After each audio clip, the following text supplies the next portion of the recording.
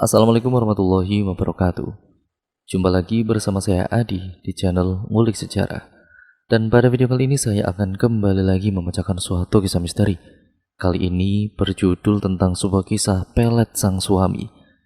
Cerita kali ini ditulis oleh @dinipelwa25. Nantinya kalian juga bisa mengunjungi thread beliau secara langsung. Linknya sudah saya taruh di kolom deskripsi video kali ini ya teman-teman. Terima kasih untuk Mbak Dini yang sudah mengizinkan kami untuk membacakan ceritanya di channel ini. Yuk, daripada kita lama-lama, daripada kita penasaran bagaimana kisahnya, mari kita langsung saja menuju ke ceritanya. Untuk kalian yang belum subscribe channel ini dulu dan nyalakan tombol lonceng notifikasinya, agar kalian tidak ketinggalan video terbaru selanjutnya dan cerita-cerita menarik lainnya dari channel ini. Yuk, mari kita langsung saja mulai ceritanya. Perhatikan baik-baik karena ceritanya akan segera saya mulai.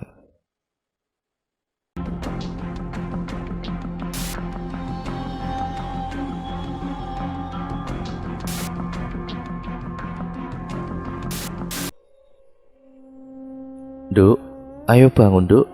Udah siang loh. Mau bangun jam berapa kamu? Perawan kok bangunnya siang. Setiap pagi selalu saja suara Simbok membangunkanku. Simbok adalah panggilan untuk ibu di daerahku. Padahal jam masih menunjukkan pukul 5 pagi. Iya bu, kan masih jam 5 kok sudah ribut. Memangnya kamu ndak berangkat bekerja? Udah sana cepat sholat dan juga mandi. Ini hari Senin, pasti akan macet. Nanti malah telat masuk kerja kamu nanti. Bawel sekali Simbokku ini. Padahal tempat kerjaku tidak begitu jauh dari rumah. Setelah selesai sholat dan siap-siap berangkat bekerja, aku menyempatkan menyantap makanan yang sudah disiapkan oleh Simbok pagi-pagi buta. Simbok cuma masak tumis kangkung dan juga tempe goreng ditambah dengan nasi hangat yang dimasaknya menggunakan dandang, semacam panci besar. Walaupun sederhana tapi terasa nikmat bagiku jika tangan Simbok yang memasaknya. Bok, aku berangkat dulu ya. Suruhku sambil mencium tangan keriput itu untuk berpamitan. Ya udah, sana hati-hati kerjanya. Tutur Simbok memberi restu. Di rumah sederhana itu hanya tinggal aku dan juga Simbokku. Kedua kakak laki-lakiku sudah menikah dan tinggal di rumah mereka masing-masing. Sebenarnya rumah mereka tidak terlalu jauh dari rumahku. Aku sebagai anak perempuan satu-satunya diminta untuk menemani Simbok di rumah. Pagi ini jalanan begitu ramai. Perjalanan yang harusnya bisa ditempuh dalam waktu 20 menit jika hari Senin bisa sampai 40 menit. Begitulah jalanan Pantura. Selain banyak bus jemputan karyawan, truk-truk besar juga ikut terjebak macet. Belum lagi dengan anak-anak sekolah menambahkan riuhnya jalanan pagi itu. Sesamanya di tempat kerja, untung saja aku tidak telat. Setelah absen, aku langsung bersiap-siap untuk bekerja. Aku bekerja di kawasan dekat pelabuhan yang kalau musim hujan tiba dipastikan banjir. Entahlah, sepertinya tidak ada penanggulangan untuk banjir ini. Mar, istirahat, mau makan apa? Tanya salah seorang teman kerjaku. Namaku adalah Maryam, yaitu Siti Maryam. Nggak tahulah, aku bingung. Ada yang mau keluar nggak? Aku nitip aja deh. Biasanya aku makan di luar kantor, karena di kantorku tidak disediakan makan maupun kantin.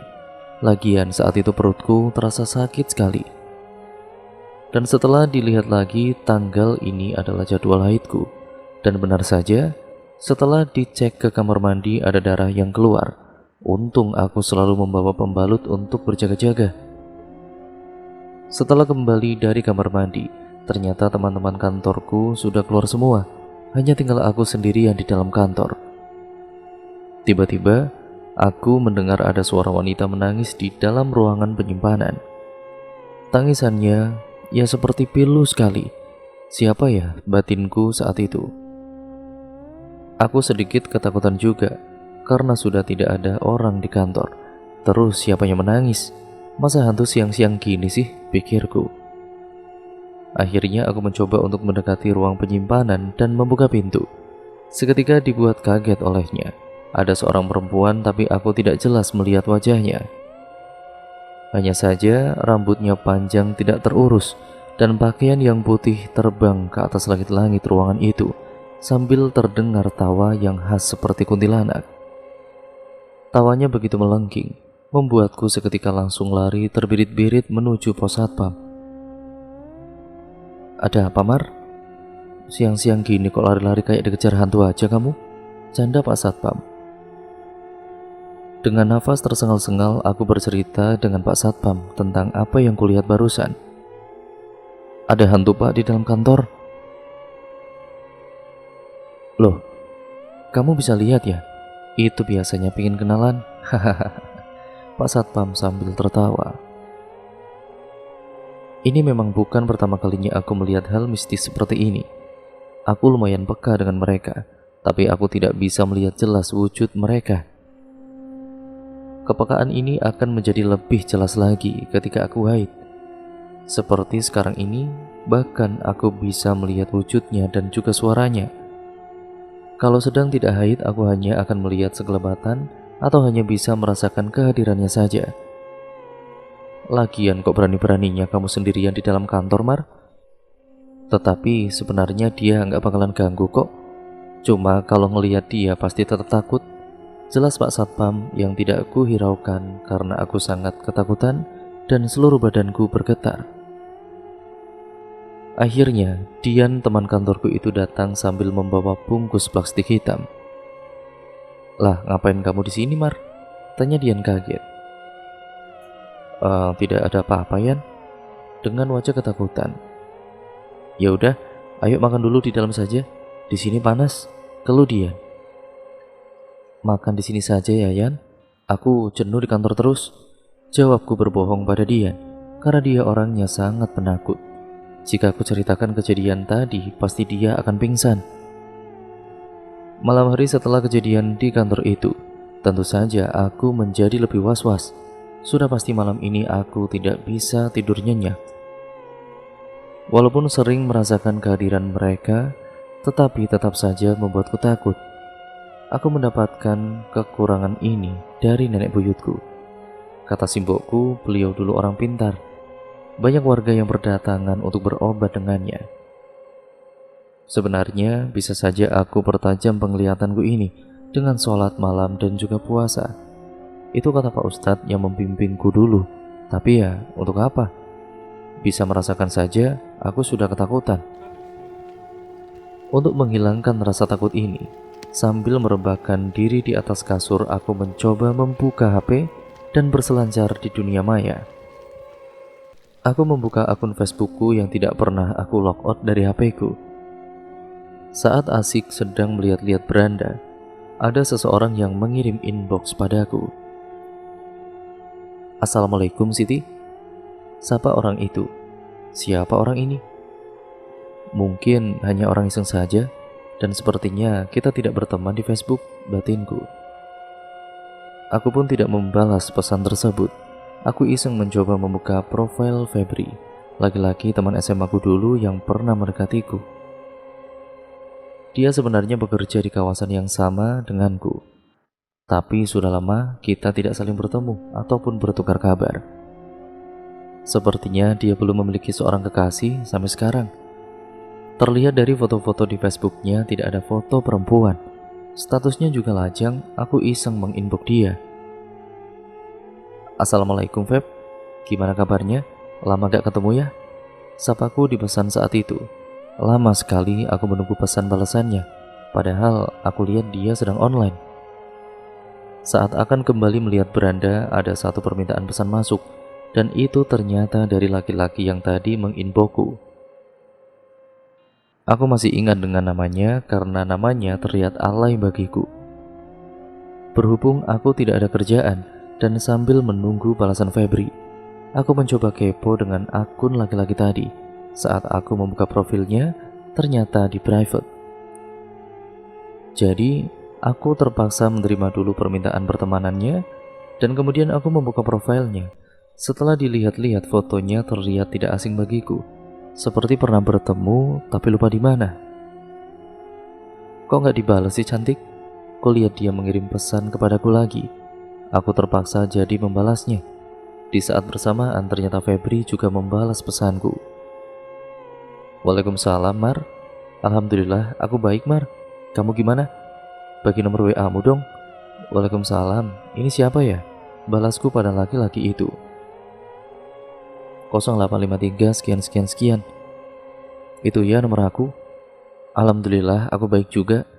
Saat mengirimkan pesan itu pada Febri, kulihat dia sudah tidak online. Ya sudahlah, aku berencana akan makan malam terlebih dahulu. Namun ternyata laki-laki itu membalas inboxku lagi. Ini aku, Iwanti. Kita kan pernah bertemu di Mall Citra saat kamu sedang membeli baju. Kita pernah berkenalan saat itu. Setelah aku ingat-ingat kembali, iya benar, kita pernah bertemu. Lalu aku membalas pesannya dan dia meminta nomor WA aku. Untuk menambah teman, tidak ada salahnya kan aku pun memberikan nomor WA aku itu. Aku beranjak dari tempat tidurku dan hendak makan malam. Kulihat sepertinya Simbok masih di masjid. Seperti biasa Simbok ini akan berada di masjid dari maghrib sampai isya nanti. Saat kulihat meja makan ternyata Simbok sudah menyiapkan makanan. Ada ikan asin dan juga sayur asam, kesukaanku. Tidak lupa sambal terasi buatan Simbok yang terbaik menurutku. Saat sedang enak melahap makanan, ada WA dari nomor baru. Ternyata itu adalah Febri. Dia bertanya apakah besok bisa bertemu sepulang bekerja. Tentu saja aku mengiyakan ajakannya itu. Pagi hari seperti biasa, setelah sarapan aku menaiki motor metikku untuk membelah jalanan menuju tempatku mengais rezeki. Yan, nanti pulang kerja aku mau ketemu Febri, kataku pada Dian saat hendak menaruh tas di kursi. Febri teman sekolah kita dulu ya? Tanya Dian memperjelas. Iya dong, memang Febri itu, ya siapa lagi? Bukannya udah lama ya kita tidak pernah bertemu dia ya Mar? Ngapain dia ngajak ketemuan? Tanya Dian sambil berpikir. Halah, ngapain dipikirin sih Yan? Wong namanya juga teman lama, ya wajar dong pengen ketemu. Atau mungkin dia lagi ada waktu senggang juga. Ya iya sih, dia masih suka sama kamu kali Mar. Dian kemudian meledekku. Apaan sih? Itu kan cerita lama, bantahku. Semenjak kejadian siang itu, sekarang aku tidak berani berada di dalam kantor sendirian. Aku memilih ikut keluar ketika Dian atau teman kerja yang lain istirahat mencari makan.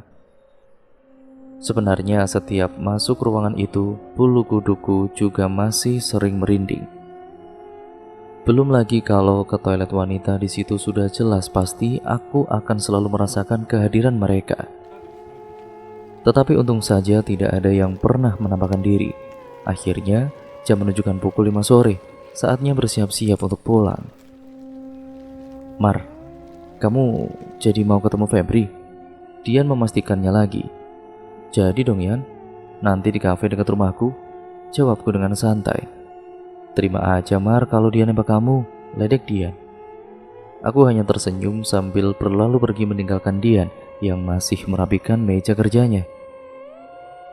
Sesamanya di kafe tempat janjian kami bertemu, kulihat sepertinya Febri belum sampai, jadi aku akan memesan terlebih dahulu es teh manis untukku yang lumayan haus saat itu.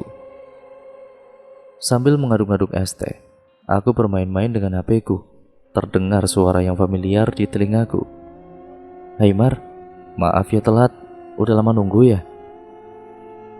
Ternyata Febri, dia tambah berotot, tinggi dan juga ganteng juga. Dengan seragam atasan warna putih khas petugas keamanan yang ditutupi dengan jaket bolanya, aku semakin terkesima saja dibuatnya. Hai Feb, baru aja sampai kok. Maaf ya, aku pesan minum dulu. Tadi aku haus banget soalnya di jalanan kena macet. Iya, nggak apa-apa lagi Mar, santai aja. Tadi aku sholat maghrib dulu, makanya telat. Kami bercerita tentang masa SMA dulu. Selalu lucu bila diingat-ingat. Apalagi kami termasuk murid yang sering menjadi langganan terlambat masuk ke sekolah. Aku dan juga Febri sering memanjat pagar tembok halaman belakang sekolah untuk memasukinya. Tidak terasa, waktu berlalu begitu cepat. Febri masih menjadi pribadi yang menyenangkan dan selalu memperhatikanku. Apakah dia masih menyukaiku ya? Hari-hari berikutnya setelah pertemuan itu, aku dan juga Febri semakin lebih dekat. Bahkan dia sudah berani menjemputku ke rumah untuk mengajak main ataupun sekedar makan di luar. Perilakunya juga sangat sopan sekali sampai Simbok pun ikut berkomentar. Nduk, kayaknya orang itu baik yo. Orangnya juga punya tata krama ke orang tua. Sudah sama dia aja ya, Nduk. Lah, ibu ini apa-apaan sih, Bu? Orang cuma teman aja kok, sanggahku. Sekitar 1 bulan setelah Iwan menginboku, tiba-tiba dia mengirim pesan melalui nomor WA yang aku sendiri hampir lupa pernah memberikan nomor kepadanya.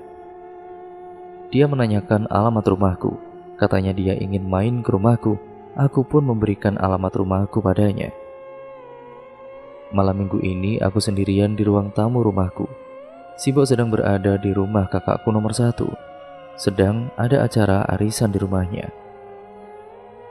Aku sebenarnya diminta datang ke sana. Badanku seperti sedang tidak enak.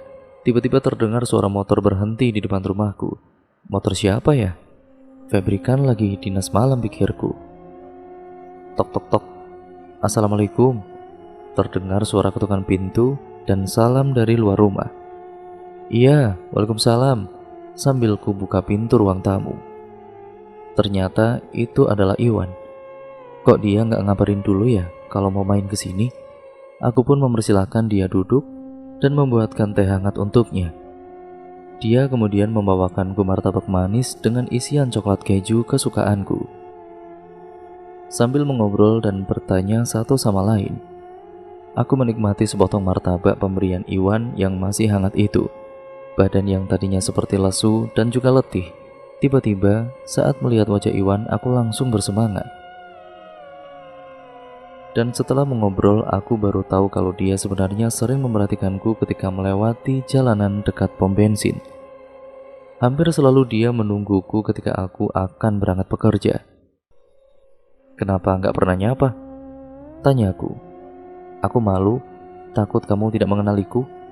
Ya emang sih, walaupun dia menyapa, mungkin aku juga hanya akan menganggapnya orang aneh. Pertemuan kami waktu di mall itu memang singkat, ditambah dengan ramainya pengunjung di toko itu, jadi aku tidak terlalu hafal dengan wajahnya. Dia orangnya ternyata pemalu, manja juga sepertinya terlihat dari apa-apa yang dia ceritakan. Selalu saja orang tuanya yang menangani, bahkan uang bensin pun ibunya yang selalu memberinya. Aku tahu karena dia keceplosan bercerita, pekerjaannya hanya serabutan. Dia seperti itu mungkin karena dia anak tunggal yang terbiasa dimanja, tapi entahlah, yang jelas aku tidak terlalu suka dengan sifatnya itu. Waktu sudah menunjukkan pukul 9 malam, Simbok pulang dari tempat kakakku. Setibanya di rumah, Simbok kemudian aku perkenalkan dengan Iwan. Ini sudah mau jam 10 malam, kok Iwan belum ada tanda-tanda mau pulang ya? Tak enak hati aku ada lelaki yang bermain sampai larut malam begini. Apa kata tetangga nanti? Mau aku usir juga gak enak. Masa tamu disuruh pulang? Iwan mungkin melihat gelagatku, dia langsung pamit pulang. Akhirnya dia pulang juga. Saat hendak memasuki kamar kuliah di kamar Simbok, Simbok juga ternyata belum tidur. Mbok, itu tadi dibawain martabak sama Iwan. Aku taruh di meja makan ya. Tapi Simbok malah langsung bilang, bagusan yang kemarin orangnya, yang tadi Simbok kurang suka. Yang jelas, Simbok kurang suka. Dari gayanya saja sudah seperti anak pang, dengan rambut yang dicat merah dan juga memakai anting. Penampilan dan kesan pertama itu penting kan, apalagi seorang laki-laki yang sedang berkunjung ke rumah wanita. Mata ini sebenarnya sudah lelah saat ingin memejamkan mata. Kenapa aku terbayang wajah Iwan, apalagi manis wajahnya saat tersenyum. Seperti orang yang sedang jatuh cinta, aku senyum-senyum sendiri jika ingat akan dirinya. Tanpa sadar, tangan ini mengirimkan pesan WA ke nomor Iwan. Terima kasih ya malam ini sudah mau main ke rumahku, ditambah dengan emotion love ataupun ya emot lope-lope. Aku menunggu balasannya sampai tertidur. Hingga pagi hari, Kulihat ada balasan WA dari Iwan dan juga ada WA dari Febri. Terlebih dahulu aku buka WA dari Febri. "Nanti malam aku ajak jalan, mau ya? Mumpung aku lepas dinas nih." Aku tentu saja ya mau dong ketika Febri mengajakku. Walaupun kami sudah dekat dan sering pergi bersama, tapi hubungan kami hanya sebatas teman. Aku sebenarnya berharap dia menembakku. Jangan seperti waktu SMA dulu. Dia hanya mendekatiku saja tanpa berani mengungkapkan ataupun mengatakannya secara langsung. Sebenarnya aku kecewa waktu SMA itu, makanya aku memilih menjauhinya. Kalau sekarang, aku yakin dia pasti akan menembakku. Aku meyakinkan diriku sendiri.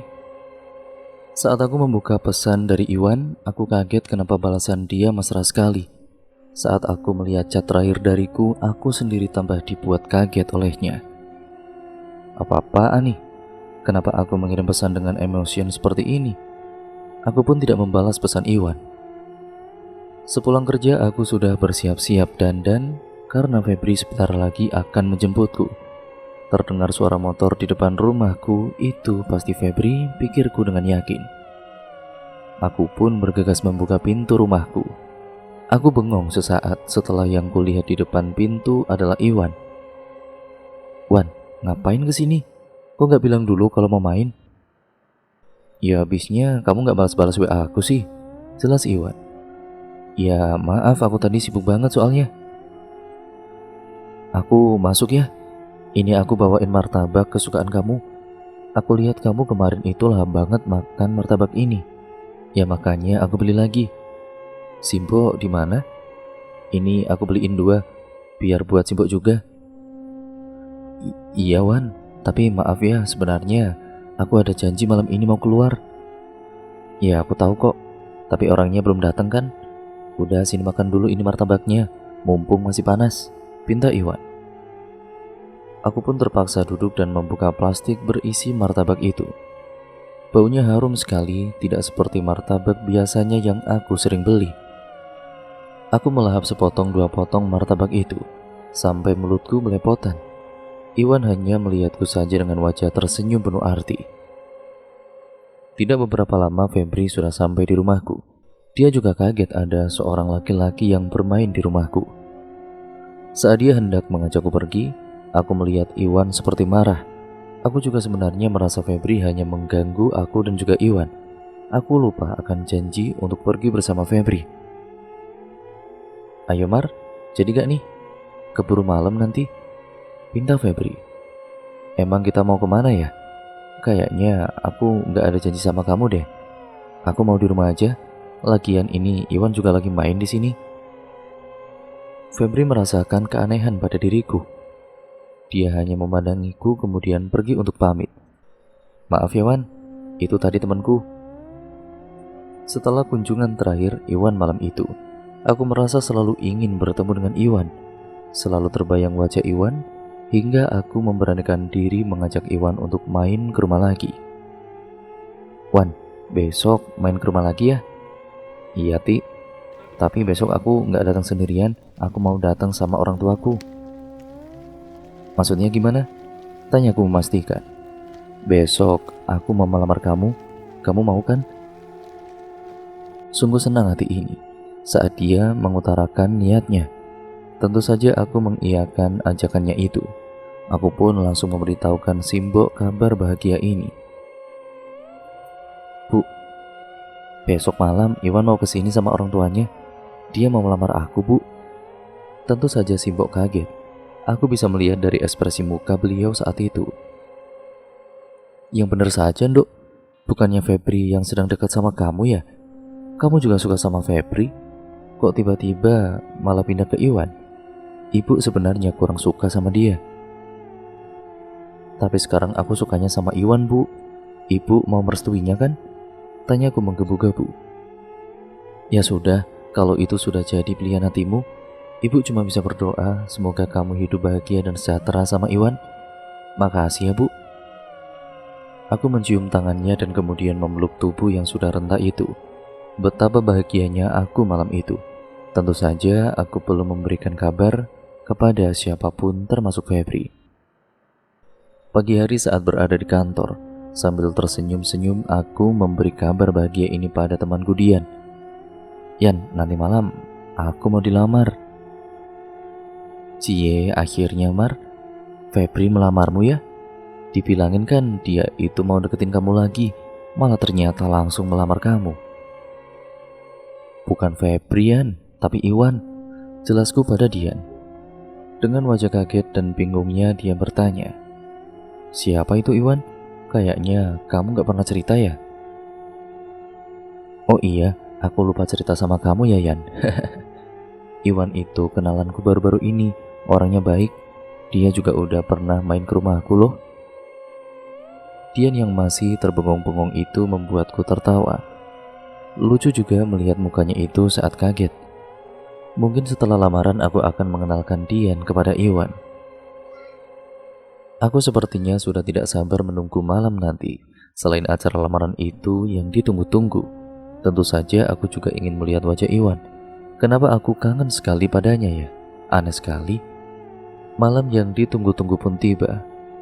Acara yang sederhana pun dilakukan dengan hikmat.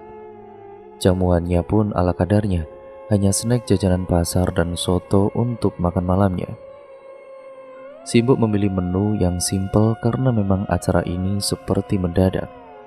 Yang diundang pun hanya saudara dekat dan tetua desa. Setelah selesai acara lamaran itu, para kakakku kemudian kembali meyakinkanku. Apakah aku sudah mantap dengan pilihanku saat ini? Aku melihat ada keraguan di mata Simbok dan kakak-kakakku. Mereka seperti melihat hal-hal aneh pada diriku yang tidak seperti biasanya. Tanggal pernikahan langsung ditentukan saat lamaran itu. Seminggu lagi aku akan menikah dengan Iwan. Terlalu cepat mungkin, tapi Iwan yang meminta pernikahan ini dilakukan sesegera mungkin. Dia berpikir hal itu jauh lebih baik dan harus cepat-cepat dilaksanakan. Keluargaku pun hanya bisa mengiyakan karena seluruh biaya pernikahan akan ditanggung oleh Iwan. Saat ini aku sedang berada di tepi pantai menunggu seseorang. Rasa deg-degan dan bahagia menjadi satu. Aku sedang menunggu Febri. Pagi tadi aku memang sengaja mengirim WA ke Febri untuk meminta bertemu di pantai dekat kawasan sepulang kerja. Febri pun menyetujuinya. Tapi matahari sudah hampir tenggelam dan dia tidak kunjung datang. Saat hendak melangkahkan kaki menuju parkiran, terdengar seseorang memanggil namaku. Mar. Hei, Feb. Lama banget sih. Hampir aja tadi aku tinggal loh. Iya ya, maaf. Ya, soalnya kan tadi ada urusan sebentar. Ada apa nih? Tumben ngajakin ketemu. Terakhir ketemu aja, kamu seperti gak kenal aku. Tapi untung kamu ngajak ketemu. Sebenarnya waktu itu ada yang mau aku sampaikan ke kamu, Mar. Iya, maaf soal itu ya. Apa yang mau disampaikan? Oh iya, aku mengajak ketemu sebenarnya sih mau ngasih ini. Sambil kubuka tas untuk mengambil undangan pernikahan dan kuberikan padanya. Aku melihat Febri dengan muka melongo. Ini apa, Mar? Kamu mau nikah sama laki-laki yang waktu itu ketemu aku di rumah kamu itu? Iya, Feb, datang ya. Aku tunggu loh. Aku gak janji datang, Mar. Maaf ya. Febri berlalu pergi begitu saja. Aku memanggilnya, tapi dia sama sekali tidak menoleh. Kenapa dia bersikap seperti itu ya kepadaku? Pikirku demikian. Hari pernikahan pun tiba. Tidak banyak orang yang aku undang. Hanya saudara dan juga beberapa tetangga sekitar saja. Teman kantor pun hanya Dian yang kuundang untuk datang. Pernikahanku yang sederhana alhamdulillah berjalan dengan lancar dan hikmat. Iwan pun dengan lantang membaca ijab kabul pada satu tarikan nafas. Kini, kami sudah sah menjadi suami istri. Malam harinya, yang aku pikir menjadi malam pertama yang indah ternyata tidak terjadi. Suamiku sampai tengah malam belum terlihat batang hidungnya menuju kamar pengantin. Aku mencoba untuk keluar, ya untuk sekedar mencari tahu di mana dia berada, tapi tidak ketemu. Aku pun akhirnya mengirim WA kepadanya dan menanyakan keberadaannya. 1 jam, 2 jam tidak kunjung ada balasan darinya. Aku mencoba menelepon pun tidak diangkat olehnya. Akhirnya aku yang kelelahan memilih untuk tidur. Kemudian terdengar suara ayam tetangga berkokok. Jam masih menunjukkan pukul 4 pagi. Kulihat sebelah tempat tidurku. Sepertinya suamiku tidak pulang, atau dia tidur di luar ya? Apa begini malam pertama pengantin yang diidam-idamkan itu? Bukankah harusnya saling bermesraan, bercumbu rayu? Ah, sudahlah, gumamku dalam hati. Loh, Dok, udah bangun? Teriak ibuku dari dapur. Udah, sana istirahat saja, nggak usah bantu ibu. Temenin suamimu saja sana, pinta Simbo. Sambil merengut, aku bilang, nemenin siapa bu? Orang yang mau ditemenin juga nggak masuk ke kamar kok. Walah, apa nggak pulang suamimu itu? Apa kamu nggak nanyain? Kok baru nikah sudah begitu ya? Aku cuma menggelengkan kepala. Di telepon dan juga di WA saja ya tidak ada yang dibalas ataupun diangkat. Setelah selesai membantu Simbo memasak sop ceker, tempe goreng, dan sambal, aku bergegas untuk mandi. Sepertinya aku tahu di mana suamiku. Untung hari ini aku masih cuti bekerja. Tok tok tok. Ku ketuk pintu rumah berwarna coklat itu. Assalamualaikum bu. Waalaikumsalam. Maryam, sini masuk. Nyariin Iwan ya? Itu anaknya masih tidur? Jawab seorang wanita tua dengan badan yang dipenuhi oleh emas. Seperti toko emas berjalan, itu adalah mertuaku. Aku tahu, ini sepertinya kurang etis jika aku kesini sendiri mencari suamiku yang baru saja menikahi aku. Tapi apa boleh buat? Ya dia tidak bisa dihubungi. Sebenarnya di sini ada adat ngunduh mantu, tapi aku memang tidak mau melakukannya. Menurutku sayang uangnya, bisa buat keperluan yang lain. Ini kali kedua aku ke rumah suamiku. Yang pertama saat dikenalkan kepada ibu dan juga bapaknya. Yang kedua ini aku sudah menjadi istrinya. Tanpa basa-basi, aku langsung menuju kamar Iwan. Saat ku buka kamarnya, bau alkohol menyeruak masuk ke dalam hidungku. Wan, ayo bangun. Ku bangunkan sambil ku goyang-goyangkan badannya. Tiba-tiba dia langsung menarikku sampai aku terjatuh tepat di atas badannya. Pagi itu mungkin jadi pagi pertama pengantin, bukan malam-malam pertama.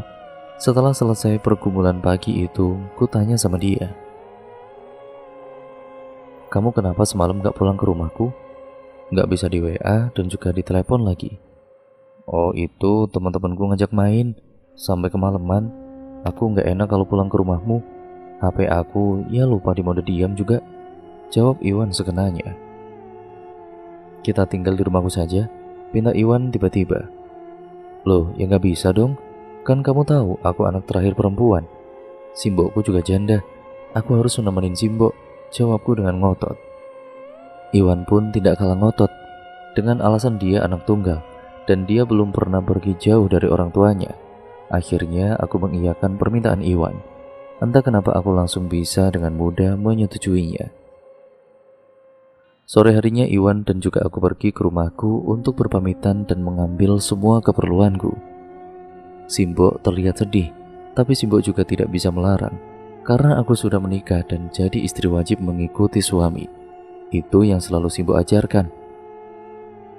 Sebelum pergi, Simbo memberi wejangan-wejangan. Dari bicaranya Simbo, aku tahu kalau Simbo ini khawatir. Apalagi suamiku begitu di hari pertama pernikahan saja sudah tidak pulang ke rumah. Tapi Simbo tidak sampai hati mengatakan hal-hal yang jelek tentang suamiku. Dia hanya berdoa semoga kehidupan pernikahanku baik-baik saja. Walaupun rumahku dan juga rumah suamiku masih satu kota, aku sebenarnya tidak tega meninggalkan Simbo. Tapi aku harus mengabdi pada suami. Toh kalau kangen kan bisa berkunjung. Pikiranku menenangkan hatiku. Banyak sekali makanan yang dititipkan untuk mertuaku. Aku tidak tahu sejak kapan Simbo menyiapkan ini semua. Padahal aku memberi kabar kepada Simbo sudah siang. Ah Simbo, aku sayang sama Simbo. Selamat datang di Pondok Indah Mertua. Itu yang selalu sering aku dengar dari teman-temanku yang sudah menikah. Seperti ucapan selamat datang biasa dengan harapan banyak kebahagiaan dan kesenangan di dalamnya. Seperti namanya Pondok Indah. Tapi apakah akan seperti itu? Malam hari pukul 9 malam, aku baru sampai di rumah mertuaku. Saat masuk, aku menyapa dulu bapak dan juga ibu mertua yang sedang menonton televisi sambil memberikan makanan dari Simbo. Pak, Bu, ini ada titipan makanan dari Simbo buat bapak sama ibu. Oh iya Mar, taruh di atas meja makan saja. Makasih ya, pakai repot-repot segala, jawab ibu sambil mengganti channel televisi. Ibu mertua seperti penggemar sinetron. Nggak repot kok Bu, malah Simbo seneng bikinnya kok.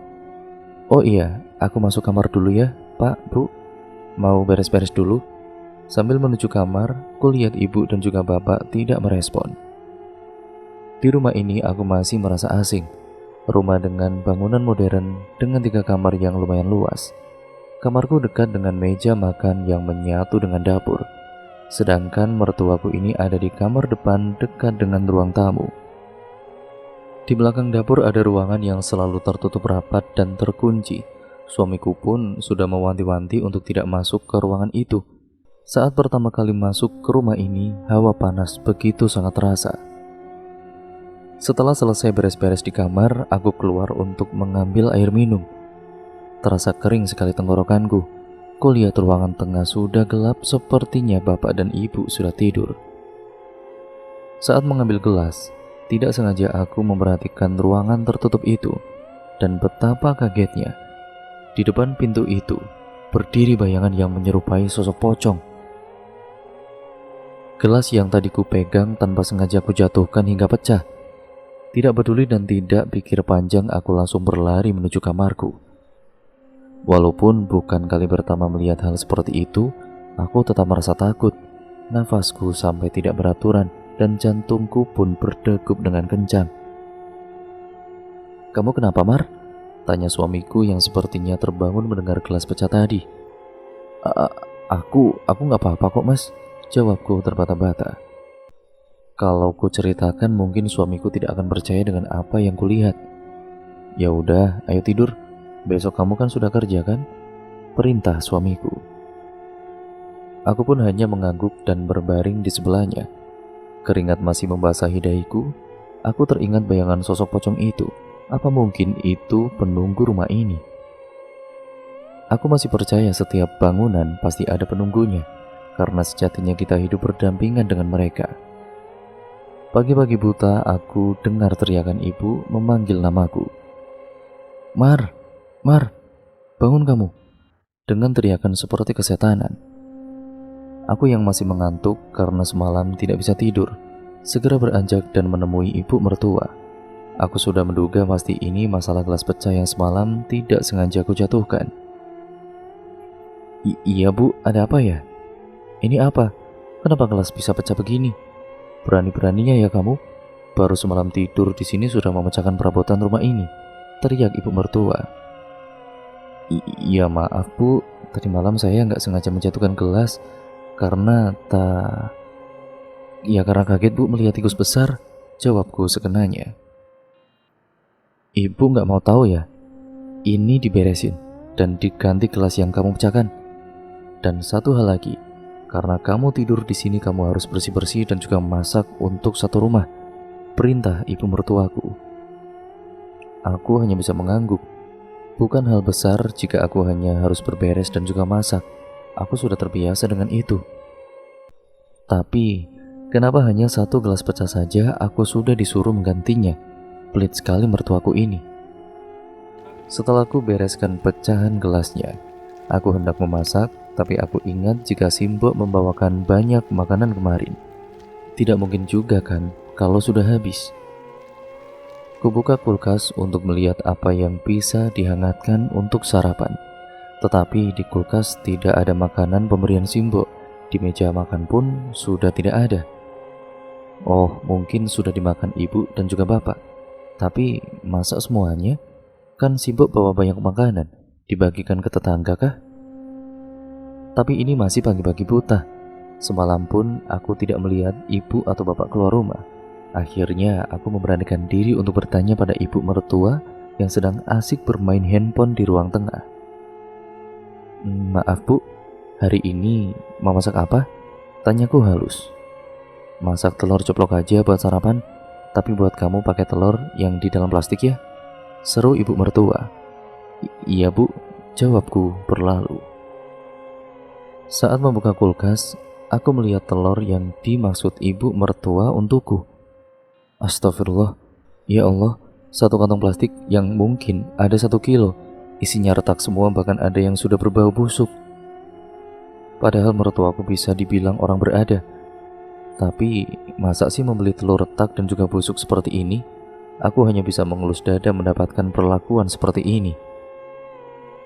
Setelah selesai masak, aku bergegas mandi dan hendak sholat subuh. Ku bangunkan suamiku yang masih tertidur pulas. Mas, bangun. Ayo sholat subuh dulu. Begitulah pintaku. Apaan sih kamu? Pagi-pagi sudah berisik. Kalau mau sholat, ya udah sholat aja sana sendiri. Jangan bangunin aku. Aku tuh masih ngantuk tahu. Bentak suamiku yang kemudian melanjutkan tidurnya. Pukul 6 pagi aku sudah bersiap hendak berangkat bekerja. Tidak lupa aku berpamitan dulu dengan ibu mertua. Kalau bapak mertua sudah tidak kelihatan, mungkin sudah berangkat ke toko. Saat hendak berpamitan dengan suamiku, aku jadi sungkan untuk membangunkannya. Sudahlah, nanti saja aku telepon atau WA saja, daripada dia marah-marah lagi. Toh, dia belum bekerja yang mengharuskan bangun pagi. Sarapan pun sudah kusiapkan. Kemudian ku starter motor sambil menunggu memanaskan motorku. Aku mencoba untuk membuka gerbang dulu sambil melihat-lihat rumah tetangga yang berdempetan khas perumahan. Saat asik melihat-lihat, mataku ini langsung tertuju ke tempat sampah yang sudah menggunung di depan rumah.